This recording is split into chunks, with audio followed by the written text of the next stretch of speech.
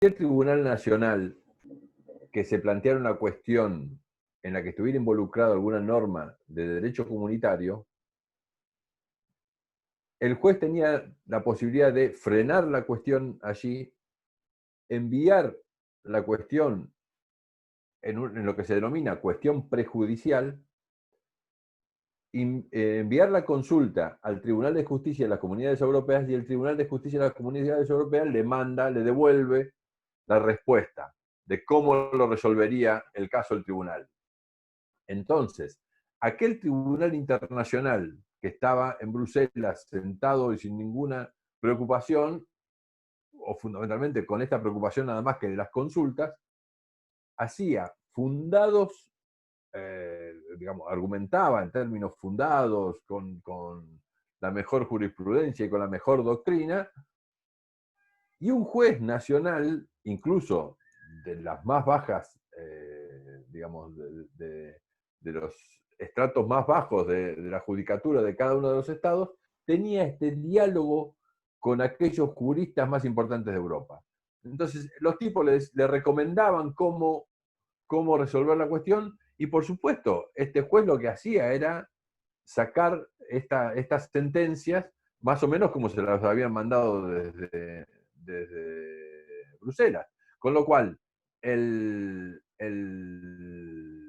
derecho, como decíamos antes, el derecho comunitario no se impuso tanto por la acción del tribunal en su sentencia, el Tribunal de Justicia de las Comunidades Europeas con sus sentencias, sino que en muchos casos a los estados se les metió el derecho comunitario desde abajo, desde las propias sentencias de sus tribunales nacionales, que entre otras cosas tienen carácter ejecutorio dentro de los estados. Ustedes saben, el principio de igualdad jurídica de los estados establece que ningún estado puede ser juzgado en los tribunales de otro estado, salvo que admita voluntariamente la jurisdicción. Esa es otra cuestión. Pero en última instancia, los tribunales, los tribunales internacionales, en última instancia, dictan, bueno, mucho más en el caso del Mercosur, dictan unos laudos arbitrales que lo único que dicen es, tiene razón A, tiene razón B, tiene razón C, o lo que fuere, y tiene derecho a tal resarcimiento o tal solución de la cuestión. Ahora, al Estado lo único que le queda es la autodefensa. El proceso de integración es muy grave, porque la autodefensa significa que a mí me dan derecho a incumplir normas Mercosur en respuesta al incumplimiento que tal o cual Estado haya producido. Con lo cual se multiplica el incumplimiento en vez de resolverse el incumplimiento. ¿Se entiende esto? No veo caras de mucha... No, yo no lo entendí mucho, A Ricardo. ver, No, si puedes repetir la última parte, por favor, vamos de Ricardo. nuevo. El laudo arbitral, Brasil contra Argentina. Tiene razón Brasil. Entonces le dice, señor Argentina, usted tiene que reformular tal y cual cosa. La Argentina no lo hace. Reitero, bueno, deme una medida para contrabalancear esta. Y le dice, bueno, está bien, usted tiene derecho, en última instancia, a un resarcimiento o a restringir el comercio o a perjudicar el comercio en tal sentido para forzar a la Argentina el cumplimiento de la sentencia del laudo. ¿Se entiende? Entonces, lo que teníamos al principio, que era un incumplimiento, ahora tenemos dos. Tenemos un incumplimiento más el, el principio de autodefensa, que este sí es jurídico, este es antijurídico, se hace en contra de las normas del proceso de integración. Este es jurídico, pero es un incumplimiento que se suma, ¿se entiende? Yo presiono técnicamente, presiono políticamente, presiono económicamente para que me cumplan el derecho en el primer estado, en la primera instancia violado. Se entiende que no es muy lógico un sistema de esta naturaleza, no es muy, digamos, no es muy fácil de digamos, se multiplican los incumplimientos. En vez de cumplir el derecho, lo que tendemos es a sumar incumplimientos. Entonces, cuando vino el protocolo de Olivos, cuando vino la discusión sobre el protocolo de Olivos, básicamente en tres cuestiones se intentaban resolver. Decíamos, en principio, las doctrinas de los tribunales ad hoc, las sentencias de los tribunales ad hoc, los laudos, perdón, no son sentencias, son laudos arbitrales, tenían una jurisprudencia zigzagueante. Uno decían para este lado, otro decían para allá. Entonces había que poner un orden en ese tema de los laudos arbitrales. En segundo lugar, el acceso de los particulares al sistema de solución de controversias. Y en tercer lugar, alguno lo vio bastante interesante, aquel modelo de la cuestión prejudicial en Europa para copiarlo. En el protocolo de Olivos hay un capítulo sobre, bueno, en primera instancia se crea el Tribunal Permanente de Revisión. Este sí es un avance en el sentido de la jurisprudencia, el primer problema, que era la jurisprudencia zigzagueante, siempre íbamos a tener un tribunal permanente que pueda revisar los laudos de los tribunales ad hoc, que en instancia inferior, con lo cual este tema de la doctrina zigzagueante, de las sentencias, del laudo zigzagueante, podíamos tener alguna coherencia en este sentido. En segundo lugar, se habilitó un capítulo, si ustedes leen el protocolo de Olivos, hay un capítulo sobre el acceso de los particulares al sistema de solución de la controversia, pero ¿saben qué dicen?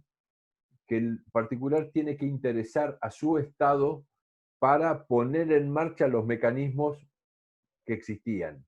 O sea, la Comisión de Comercio, el Grupo Mercado Común, el Consejo, si en algún caso podía dar alguna solución, pero la controversia en sí sigue siendo el Estado el que lleva la controversia adelante. Y no solo que lleva la controversia adelante, porque no lleva la controversia adelante como representante de el titular del derecho es el Estado, con lo cual, como decíamos antes, tiene facultades para desistir. Primero, tiene facultades para no llevar adelante la situación. Imagínense que la República Argentina tiene frente a Brasil tres cuestiones. Un problema grave con automotrices, un problema de calzado, como decíamos hoy que me salió calzado, y un tercer problema sobre granos. La República Argentina, por supuesto, va a privilegiar granos, va a privilegiar automotrices, y muy probablemente los fabricantes de calzado en la República Argentina se queden en banda porque la República Argentina no, puede no tener vocación de llevar a tres conflictos distintos a su socio del Mercosur. Se entiende que es un tema eminentemente político. Es decir, ¿cuándo lo llevo? ¿Cómo lo llevo? No es, y probablemente la infracción brasileña a la situación del calzado sea mucho más flagrante que la de los otros incumplimientos. Profe, ¿le puedo hacer una pregunta en ese sentido? Pero no importa mucho el derecho en estas cuestiones, porque en última instancia, como es el Estado el que se sienta a discutir, tiene que ser un problema para el Estado el que tiene que llevar a la cuestión. Dale, Juan Cruz. Entonces, usted dice que a través del protocolo de Olivos, ¿se le otorgó o no se le otorgó legitimidad activa a los particulares para que puedan acceder? No. Ninguna legitimidad activa. Ninguna legitimidad Siguen siendo los estados los que resuelven la controversia. Lo único que le dicen es, no, mire, usted tiene una oficina en la Cancillería de su país tiene una oficina en la Cancillería que le va a recibir los papelitos. O sea, es casi lo mismo. Es exactamente lo mismo. No modifican absolutamente nada. Hicieron un capitulito con creo que tiene 2 artículos en el protocolo de Olivos, pero no dice absolutamente nada, y es exactamente lo mismo que sucedía antes, por supuesto. El lobby llevaba a la Cancillería un problema y la Cancillería lo hacía suyo, que es nada más que lo único que se puso en práctica ahora. Entonces decimos, Tribunal Permanente de Revisión, en segunda instancia, esta cuestión de los particulares que no se resolvió, y el tercer elemento, que este tema de la copia, de lo que miraron y vieron la situación de Europa y la cuestión prejudicial, le buscaron alguna vuelta y aquí le llamaron opinión consultiva. O sea, los tribunales nacionales pueden hacer consultas, solicitar opinión consultiva a el Tribunal Permanente de Revisión del Mercosur.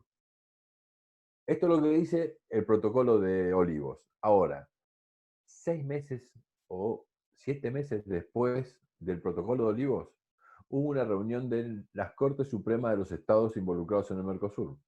Las Cortes Supremas de los Estados del Mercosur dijeron, no, nosotros, las Cortes Supremas, somos los que vamos a llevar la consulta al Tribunal Permanente de Revisión. Si los juzgados inferiores tienen alguna consulta, que la hagan subir por el canal que corresponda y la Corte va a hacer el requerimiento al Tribunal Permanente de Revisión.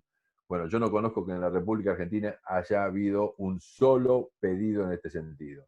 ¿Ustedes se imaginan que un juez de lo que sea va a decirle a su Cámara Superior que no sabe cómo resolver una cuestión o que tiene dudas de cómo resolver una cuestión y a su vez la Cámara le va a solicitar a la Corte que, olvídense, mataron a la criatura antes de nacer, no hay forma de que este sistema funcione. En Europa funcionaba porque el diálogo era directo y no había ninguna intermediación de los estamentos de la judicatura en el medio.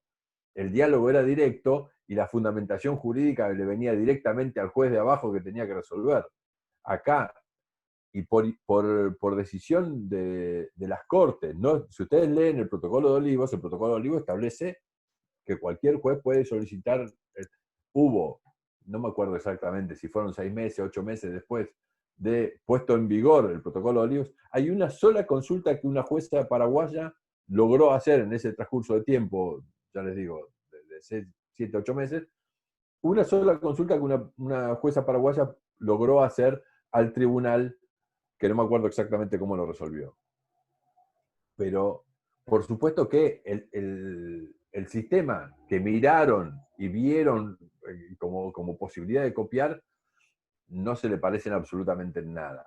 Fundamentalmente porque mataron el diálogo. Y esto no fue tanto culpa del protocolo de Olivos, sino que las Cortes hicieron este acuerdo, ya les digo, 8 meses después de puesto en marcha el protocolo de Olivos.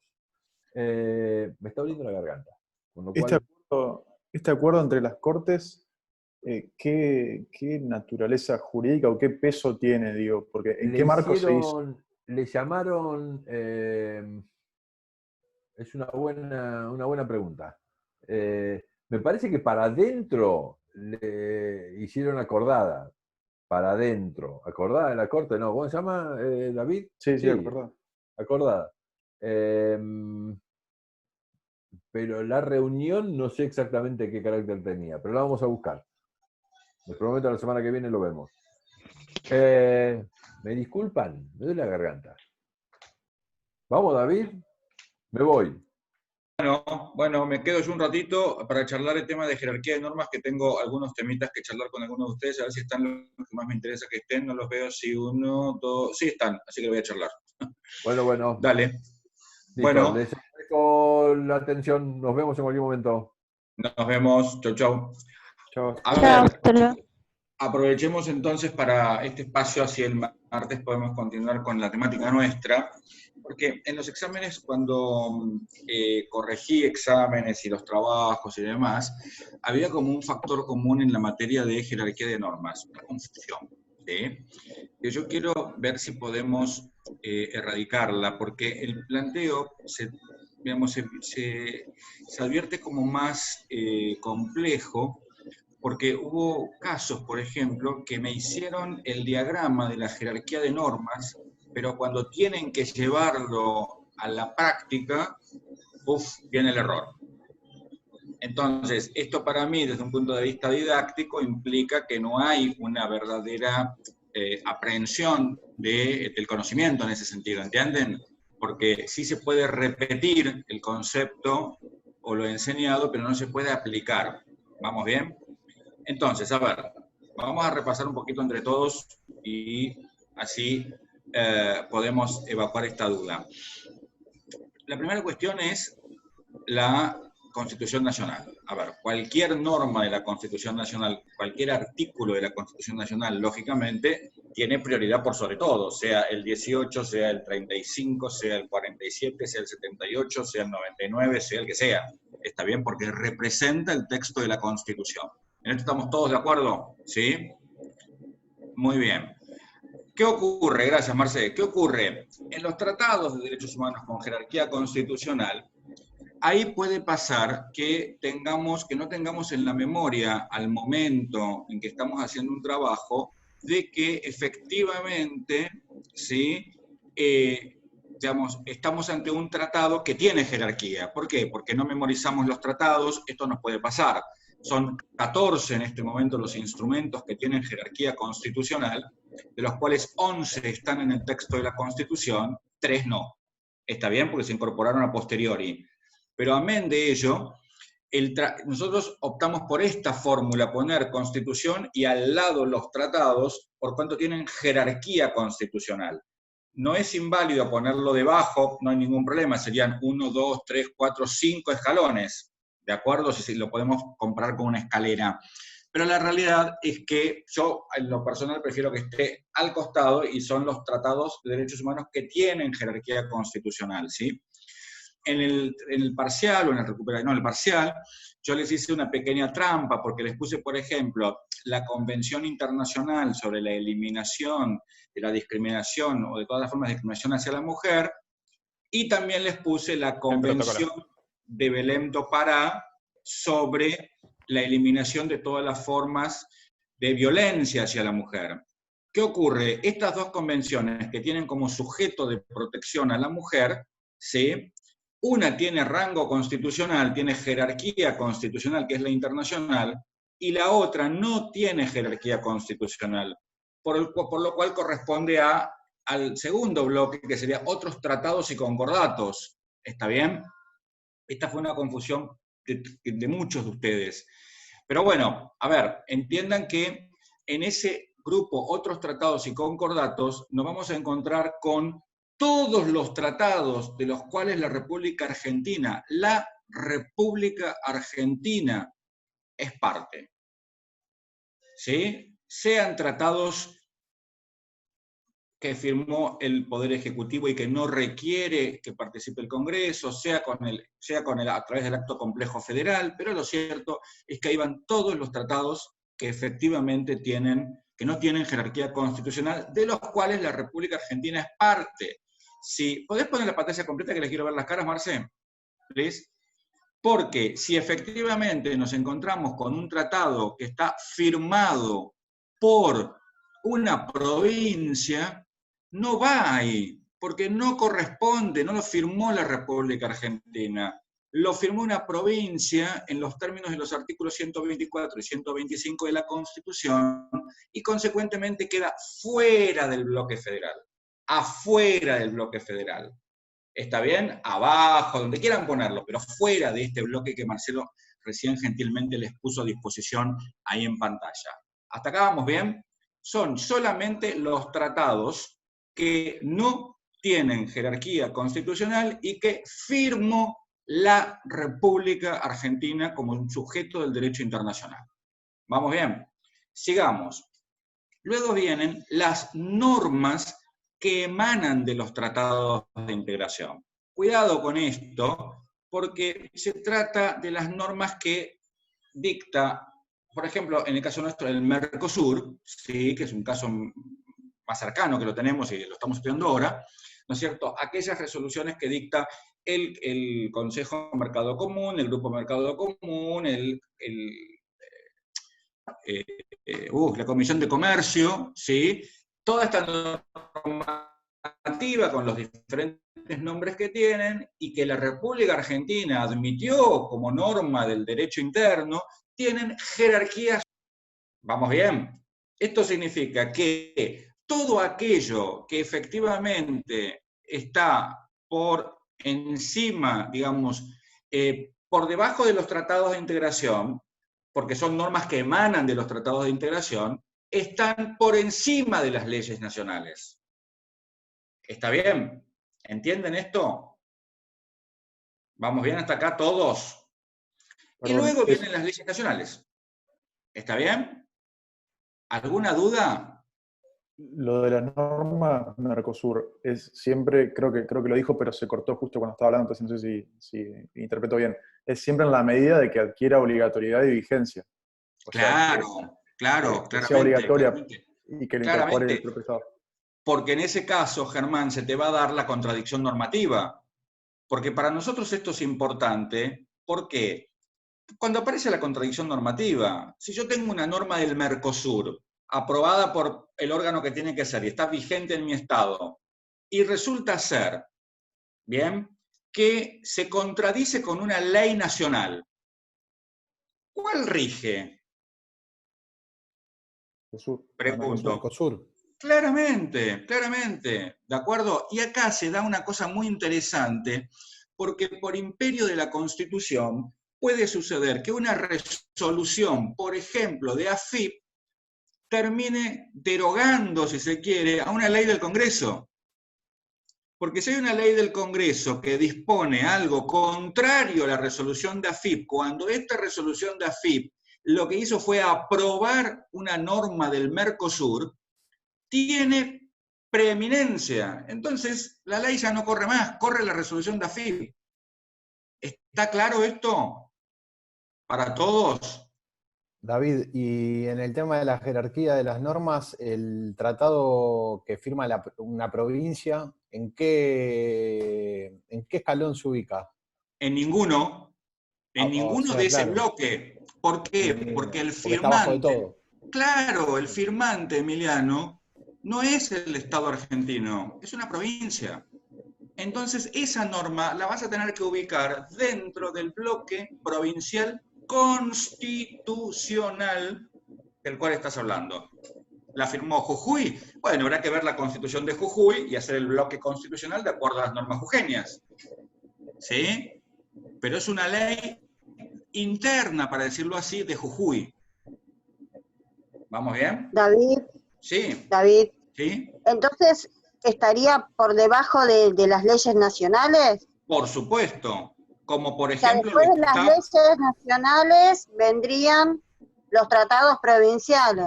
Claro, lo que pasa es que ahí, Alicia, yo te quiero señalar algo que es discursivo, que es muy importante. Cuidado. Porque fue un error que yo cometí, por eso. Claro, ya lo sé, me acuerdo todo lo que corrijo. Escuchá, me acuerdo bien, pero escuchá esto, pues es muy importante. Vos tenés por un lado el bloque federal, ¿sí? Y imagínate que es una cajita, ¿sí? Y debajo tenés 24 cajas que están por debajo de la caja más grande. ¿Está bien? Esto significa que ninguna de esos 24 bloques en los términos de Germán Vidal Campos, provinciales, pueden contradecir la cajita federal. Y dentro de la cajita federal, la norma más pequeña en jerarquía es la ley. ¿Está bien? Una mamushka. ¿Entienden? ¿Sí? ¿Raúl? Es como una caja mamushka. Exactamente, tal cual. Pero ¿se entiende? Como para que entiendan bien. Juan Cruz. Sí, está bien. ¿Seguro? Muy bien. David, ¿te hago una pregunta? Sí. Bueno, ahí vos hablabas en cuanto al bloque federal, ¿no? Diciendo que el tratado provincial en este caso sería lo último en rango. Pero si habláramos desde la perspectiva de la provincia en sí, ¿podría darse que hay un caso de un tratado internacional que supere una norma nacional? No, jamás. Y ellos del bloque federal? No, jamás. A ver, si entiendo bien, vos me estás diciendo, ¿podría suceder que un tratado firmado por una provincia, ¿está bien lo que entendí? ¿Pueda superar en rango a una ley federal? Así es. No, imposible. ¿Por qué?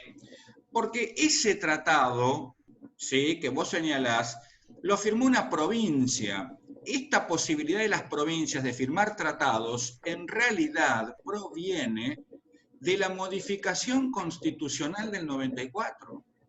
Porque antes no podían firmar tratados las provincias. Ahora lo pueden hacer cumpliendo los requisitos del 124 y del 125, con limitaciones, pero lo pueden hacer. Entonces, cuando la provincia hace, la única obligación que tiene para con el Estado federal es informar al Congreso. Estoy haciendo esto, pero el obligado es la provincia. Y es una norma de derecho provincial.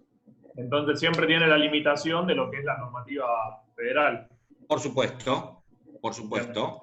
Por esta y otras razones, yo pondría en crisis, y pongo siempre en crisis, si nuestro Estado realmente es una república federal. Claro. ¿Se entiende? Eso es para charlarlo en otra materia, si quieren, pero eso es una cuestión, porque, a ver, en Suiza, por ejemplo, los cantones suizos, que son el equivalente a nuestras provincias, firman lo que quieren y no le rinden en cuenta al Estado federal. ¿Está bien? Entonces, pero bueno, para no irnos muy lejos, ¿entienden bien este concepto? Porque es muy importante, ¿eh?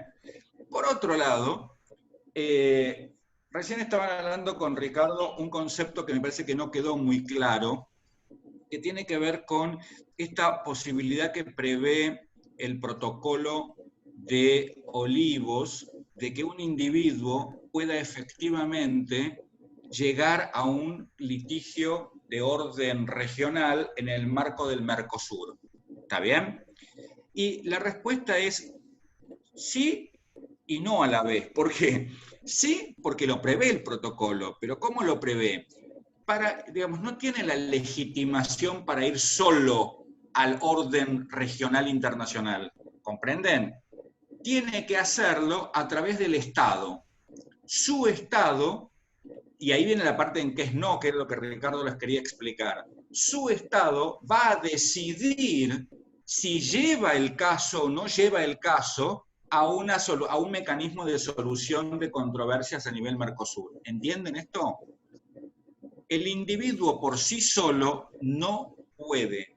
Vamos a ponerle el caso de, por ejemplo, yo soy un propietario de una empresa de limones.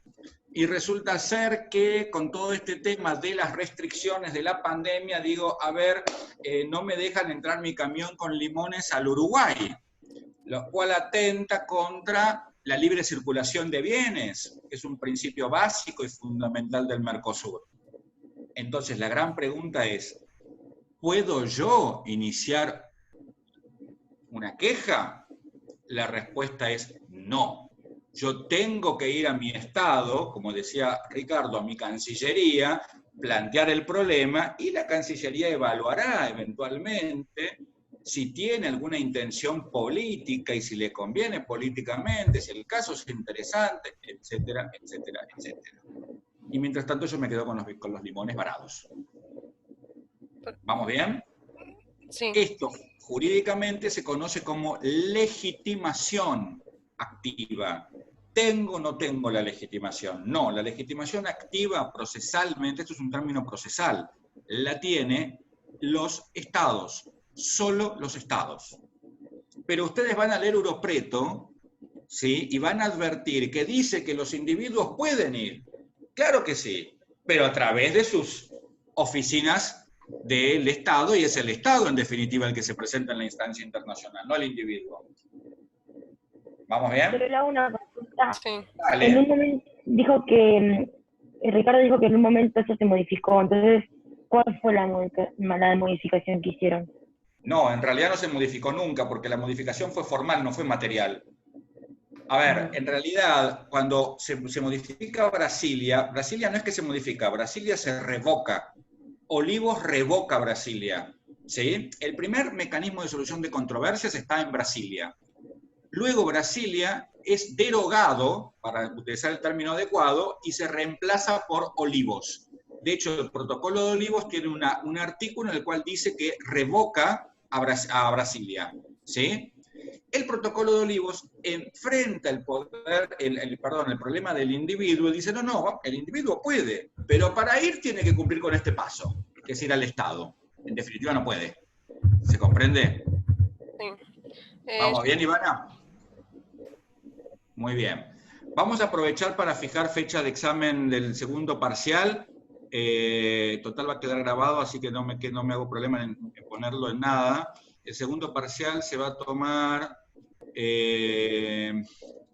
a ver, el 7 de julio, martes 7 de julio, ¿sí? ¿Ok? Bien. Entonces,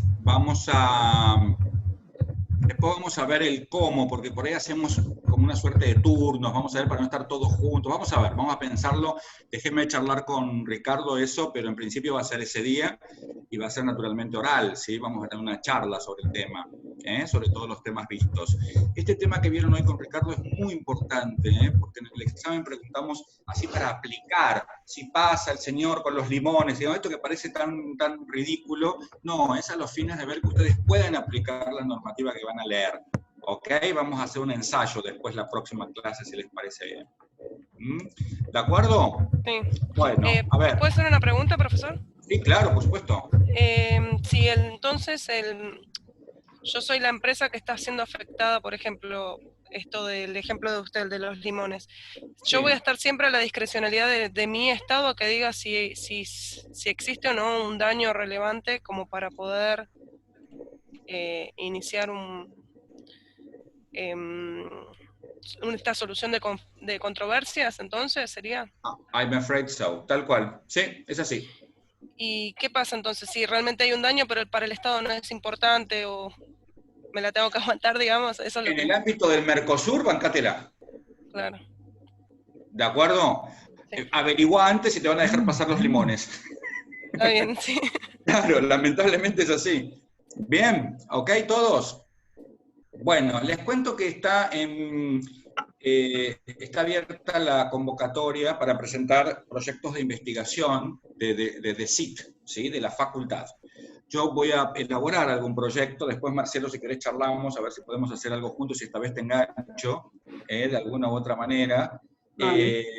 Y si no, tendremos que pegarle a Marcelo para que acepte. ¿Qué vamos a hacer? Que quedará grabada la coerción. Muy bien. Entonces, exactamente, me la banco, no hay problema.